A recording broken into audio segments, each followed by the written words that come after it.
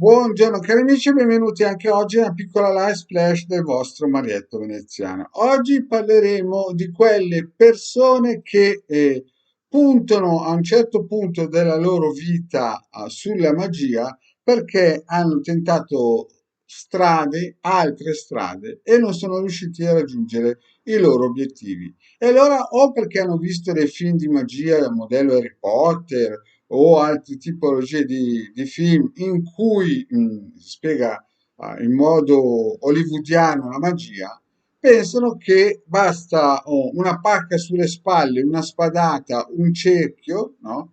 E il problema di loro errori che magari hanno costruito in 40 anni, giorno e notte, cioè gente che magari ha sia un karma un po' difficile, sia delle scelte fatte in momenti non sospetti, un po' difficilini, no? E quindi si è trascinato per 40 anni errori caratteriali, errori professionali e via dicendo, errori sul benessere, no? Pensano che basta fare due o tre riti e chiaramente le cose cambiano strada, no? La magia è una cosa seria, è una cosa che, ad esempio, una religione di Stato che noi forse conosciamo da 1700 anni, ogni domenica mette lì i officianti, ogni santo lunedì, martedì, mercoledì mette lì gente a fare il rosario. Questo per creare sempre un egregore, un campo energetico forte. E questo è anche dei riti operativi e può trattare di magia. Però a tutte quelle persone che invece prendono con rispetto la magia e sanno benissimo che riti possono sicuramente influenzare, ma ci vuole anche da parte del richiedente una piccola azione, un piccolo sforzo, pazienza soprattutto, perché ci sono persone che ci contattano e magari per colpo di fortuna, magari per karma, magari perché le energie a cui noi ci rivolgiamo sono benevole in quel periodo, magari danno una contentina alla persona, poi quelle persone magari continuano a fare gli errori di tutti i giorni, risolviamo un piccolo problema, ma chiaramente poi se la persona continua a perseverare nei suoi errori, anche la magia a quel punto lì può essere sì una stampella, ma non riuscire a tenere in piedi la persona. Quindi il vostro Marietto, come in altre pillole, vi ha spiegato che non la prima regola della magia, ma diciamo una cosa importante per le persone, no? È sia la pulizia energetica, ma anche dormire bene. Quindi ci sono molte persone che magari sono anche ricche a livello finanziario, ma hanno il materasso che magari non è proprio al top, no? Lo fa dormire magari in una brutta posizione, la persona si sveglia, ha i chakra tutti sbilanciati e incomincia a svalvolare. Quindi la prima cosa non è l'alimentazione, perché noi passiamo un terzo della nostra vita a dormire.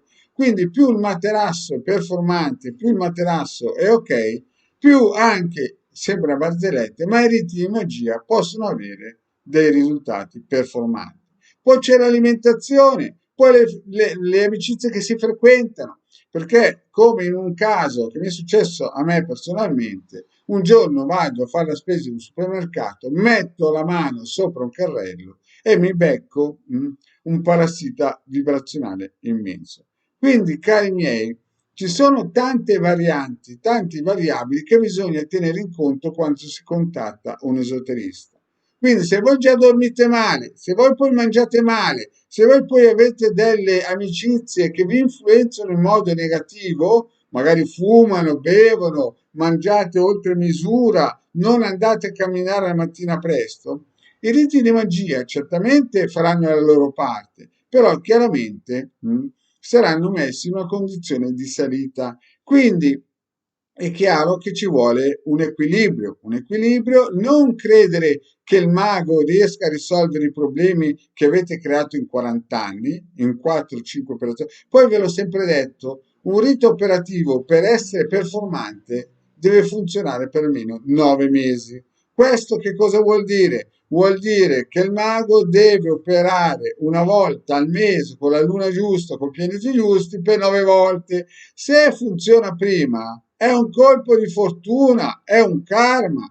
Ma se voi dopo 9 mesi dormite ancora male, mangiate ancora peggio e avete amicizie che non sono adeguate, la magia può fare molto, ma non è il Padre Eterno e quindi di conseguenza potreste trovarvi ai piedi della scala. E quindi, dopo i riti propiziatori, vi ricordo che ci sono i sigilli. I sigilli aiutano e sono importantissimi. Salomone, infatti, era un esperto in quella direzione, ma quelli ancora migliori sono quelli di Mosè. E Mosè è vissuto come minimo 6.000 anni prima. Quindi, diciamo così, per tutti quelli che si avvicinano al Marietto o alla Hilde, devono tenere presente che se hanno magari dei sassolini sulla scarpa che si sono costruiti in 40 anni, la magia in pochi mesi non può fare miracoli, c'è sempre il colpo di fortuna che funziona, ma bisogna costruire insieme, adagio adagio, un percorso che porterà il richiedente a avere i risultati. In ogni caso, i risultati, che uno non cambi il materasso, che uno non cominci a mangiare bene, che uno non cominci ad avere amicizie propositive, funzioneranno sempre, ma ci metteranno più tempo, proprio perché la persona a cui o per cui si opera, no? In un certo senso avrà i benefici dell'operazione, solo che se prima magari ci mette 2 o 3 anni, se la persona è un po' distratta, ce ne magari mette qualcuno di più. Questo video lo faccio soprattutto per quelle persone che hanno fretta, per quelle persone che continuano oggi a fare gli stessi errori di 10 anni fa. È la stessa persona, ad esempio, della persona che va a pescare sempre nello stesso lago dove ci sono alborelli e vuole pescare pesce cani. È chiaro che se io vado in un lago dove ci sono solo, ad esempio, alborelle, è difficile che lì a un certo punto ci siano pesce cani da pescare. Quindi bisogna sempre avere un occhio di riguardo anche su se stessi. Quando ci si avvicina al mago, non è che se poi si esce a mangiare la pizza si fuma come dei disperati perché al mago gli si è dato il compito di operare in una certa direzione. Non è che se uno si sveglia con le ossa rotte perché ha un materasso in decadenza, pensa che il mago gli risolve il problema e lui ha tutti i chakra distrutti e di conseguenza il pomeriggio avrà una mobilità e una, come si dice, una relazione col proprio corpo difficile. Quindi il mago fa un 30, 40, un 50% del lavoro, ma l'altro 50% lo dovete fare voi. Dovete voi attivarvi nella direzione giusta per cui dare una mano al mago. Il mago per 9 mesi farà la sua operazione, ma per il resto dovete pensarci voi. Bene, cari amici, mi raccomando, controllate il materasso e se non sapete se avete un buon materasso, contattateci per un consulto. Lo analizzeremo dove abitate, perché ci sono persone che abitano in posti difficili, pieni di campi magnetici, pieni di falde e via dicendo. E anche questo inficia il lavoro del mago. E poi ricordatevi che chi vince, chi resta in piedi. Alla fine il vincitore è sempre quello. E vi voglio ricordare una massima che ho imparato a giocare a scacchi. Alcune volte per vincere delle guerre bisogna essere disposti a perdere il secondo pezzo più importante della scacchiera.